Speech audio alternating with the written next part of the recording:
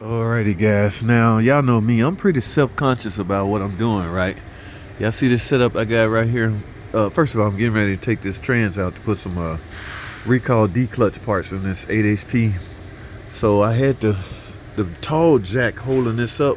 That's what you do. I'm gonna hold it up from the transfer case. But anyway, I had to rig up something to let this down. I didn't want the engine to flex too much. So I just put this in between here and put this bracket back up here to hold the transmission up. But let me tell y'all what happened. I just got the biggest scare that I've gotten in a long time. So in order to remove a transmission, yes, starter got to come out. No secret, right? Torque converter bolts is behind there. All right, this is a Gladiator Jeep. Okay, now here's the thing. Yes, I got common sense. I removed the battery up top. I took the cables off, the clamps off. Now, it's obvious and apparent that that wasn't enough, okay? Because when I got these bolts out and removing and stuff, I saw the biggest spark I've seen in a long time. You know what that means? You still got electricity running through the vehicle. Now, when that happens, a lot of people don't know cars equipped with an auxiliary battery unless you can visually see the battery. I can't visually see the battery from up top.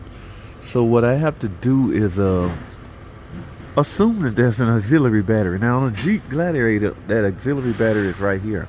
So I got to take this panel off and disconnect that battery, guys. So here's my take on it. Here's what I'm trying to say.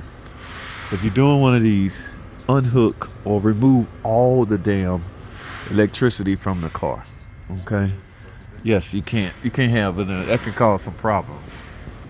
So yeah, guys, that is that was a scary ass spark that was. So see, as you can see, obviously that ain't enough anymore. We're living in a different times. We're living in a different era. All right, now normally if I was replacing this battery, I would go from the top,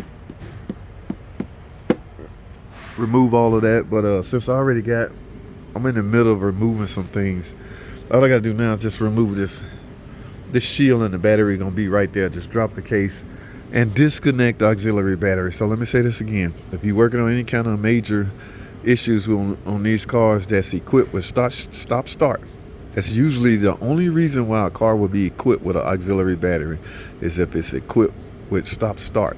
Although there are some out there equipped with start stop that only has one battery.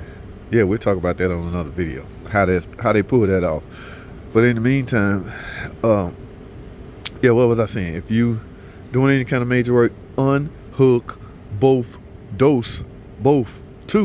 unhook both batteries, okay? Because that auxiliary battery could still have electricity running through the car, and it could cause you some problems and can be dangerous in essence. All right, that's all I have, man. I gotta get back to work.